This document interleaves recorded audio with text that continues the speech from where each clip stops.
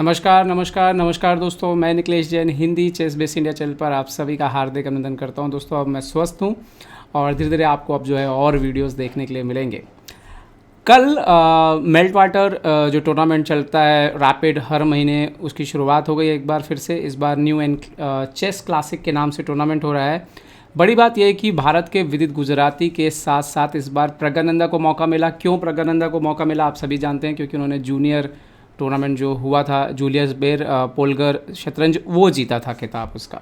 उसकी वजह से डायरेक्ट एंट्री यहाँ पे मिली। बड़ी बात यह है कि ये जो एंट्री मिली उसके पहले ही दिन प्रज्ञानंदा ने कमाल का ऐसा खेल दिखाया कि जो स्टैंडिंग है आप देखिए पहले दिन के बाद, उसमें मैग्नस कार्लसन के बाद 3 अंकों पर सबसे ऊपर हैं प्रज्ञानंदा। विदित ने भी 3 अंक बनाए पहले दिन। बड़ी बात ये रही कि इस दौरान उन्होंने शुरुआत की जॉन डूडा को हरा करके, और उन्होंने अंत किया अपने पहले दिन का खेल का सेर्गी करयाकिन को हरा कर। सेर्गी करयाकिन के साथ उनका सबसे पहला ब्लिट्ज मुकाबला जो कि ऑन द बोर्ड हुआ था। किस्मत से दोस्तों मैं वहीं था उस समय। मैं एरोफ्लोट 2017 की टीम जो इंडियन टीम गई थी उसमें इंडियन टीम के साथ गया हुआ था, एज अ ट्रेनर गया हुआ था, तो टूर्नामेंट में कवर भी कर रहा था।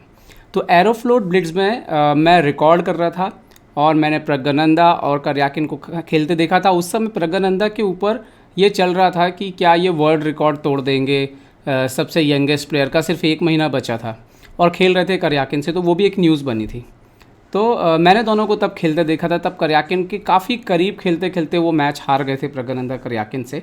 इसीलिए जब करयाकिन से कल जीते प्रज्ञानंदा तो मुझे वो क्षण जो है वो याद आ गया। मुझे उस क्षणों की अगर तस्वीर मिलेंगी तो मैं जल्दी शेयर करूँगा आर्टिकल के जरिए आप लोगों के साथ। चलिए देखते हैं प्रज्ञानंदा ने कैसे करयाकिन को हराया कल, और ये कैसे एक अपने आप में एक इतिहास है कि एक 16 वर्षीय जो खिलाड़ी है हमारा, वो 15 वर्षीय खिलाड़ी वो कमाल दिखा रहा है दुनिया भर में।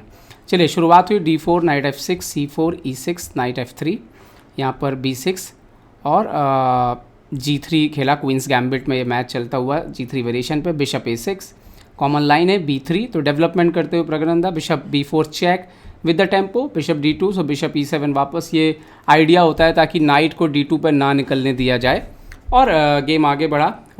Night C3 D5 C into D5 E into D5 bishop G2 castle castle, और यहाँ पर वापस खेलते हैं बिशप B7। अच्छा, इससे पहले अगर आप मैच देखेंगे तो करयाकिन के खुद के इस लाइन पे आपको काफ़ी सारे गेम मिलेंगे। प्रज्ञानंदा ने नाइट E7 खेला और नाइट E5 खेला, नाइट BD7, और यहाँ पर bishop F4।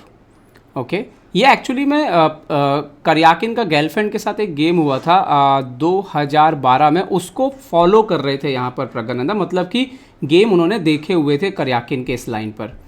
Okay, bishop F4 के बाद रुक E8 खेला अपोनेंट ने, सो नाउ रुक C1। और अब आप देखो तो एक प्रकार से वाइट का पूरा जो डेवलपमेंट है वो कंप्लीट हो चुका है, सारे मोहरे उसके गेम में आ चुके हैं। ब्लैक खेलता है नाइट F8। अब ये नाइट जो है वो F8 पे क्यों गया हुआ है?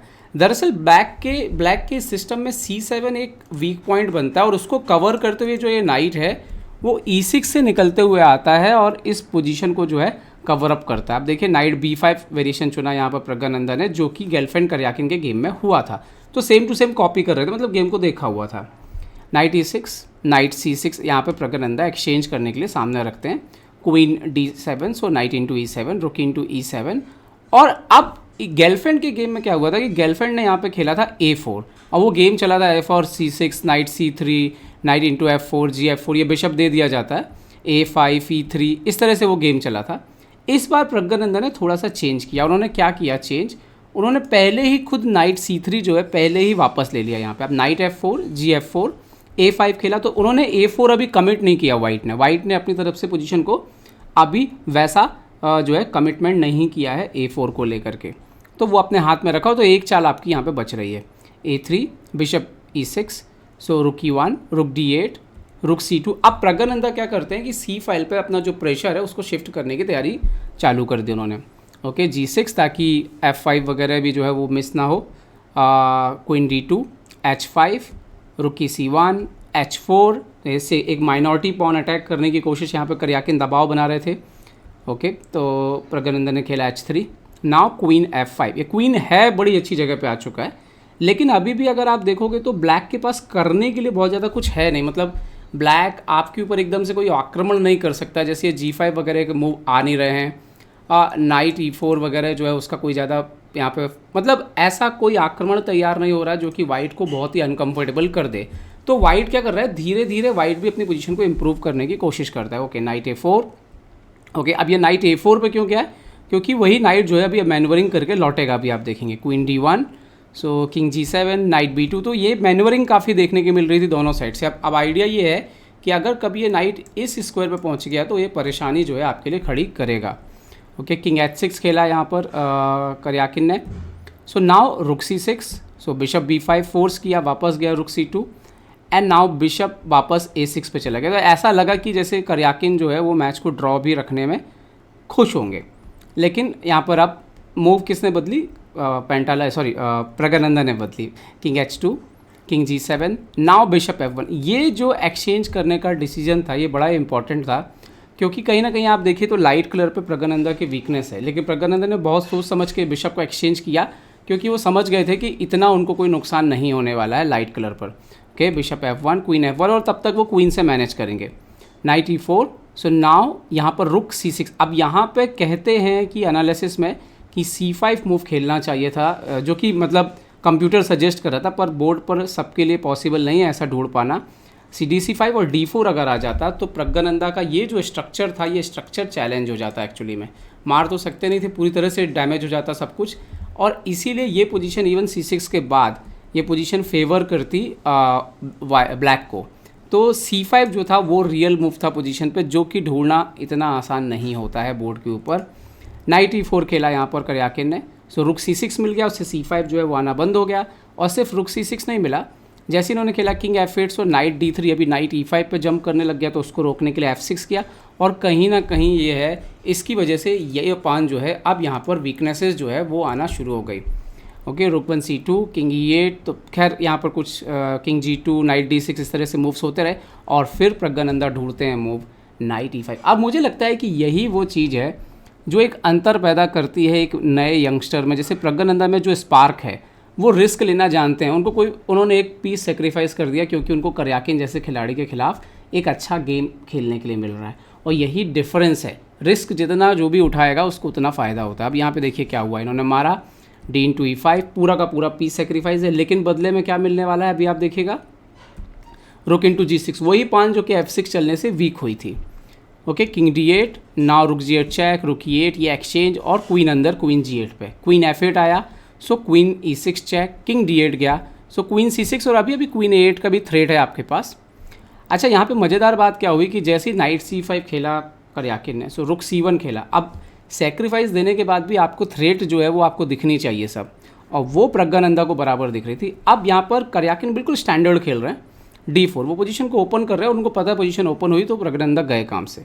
लेकिन प्रज्ञानंदा के पास मूव था रुक G1। अभी रुक G1 क्या कमाल दिखाने वाला था, ये यहाँ पे मिस हो गया करयाकिन से। करयाकिन को यहाँ पे खेलना चाहिए था किंग E7, और जो कि इक्वल पोजीशन होती, क्योंकि पोजीशन पे अगर आप देखें तो कंट्रोल जो है वो अच्छा खासा है यहाँ पर वाइट का। ओके, लेकिन मैच में क्या हुआ, मैच में यहाँ पर इन्होंने खेल दिया D3, और मुझे लगता है कि आप लोग को दिख गया होगा क्या ब्लंडर की यहाँ पे करयाकिन ने। जी हाँ, रुक G8 आ गया यहाँ पे, क्वीन G8 मारना पड़ा, और now queen A8 check, king E7, so queen G8, queen चला गया।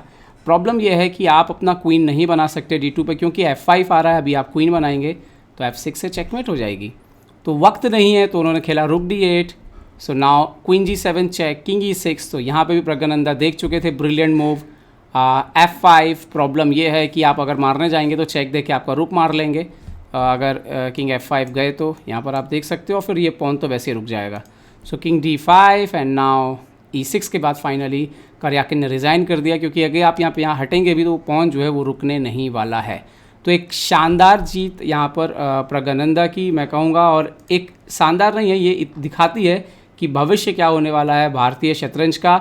शुरुआत हुई थी नाइट E5 के ब्रिलियंट मूव से, और उसके बाद जिस तरह से उन्होंने रुक G8 निकाला, ये भी शानदार था। और दोनों चीज़ें जो है वो लंबे समय तक मुझे लगता है प्रज्ञानंदा के भी जेहन में याद रहेगी, कि उन्होंने विश्व चैम्पियन के चैलेंजर करयाकिन को पराजित किया। दुनिया के सबसे आज तक के रिकॉर्ड यही है, युवा ग्रैंड मास्टर सबसे कम उम्र में बनने वाले सेर्गी करयाकिन जैसे खिलाड़ी को पराजित किया प्रज्ञानंदन है। तो उम्मीद करता हूँ दोस्तों ये वीडियो आपको पसंद आया होगा। पसंद आया हो तो लाइक, शेयर और सब्सक्राइब करना ना भूलें। देखते रहिए चेस बेस इंडिया, और आप सभी की दुआओं की वजह से अब मैं स्वस्थ हो चुका हूँ और स्वास्थ्य लाभ ले रहा हूँ। धीरे धीरे और बेहतर होता जाऊँगा, तो और भी आपको लाइव वीडियोस भी हम जल्दी आपके लिए लेकर के आएंगे। Thank you so much. जुड़े रहिए हिंदी चेस बेस इंडिया से। जय हिंद।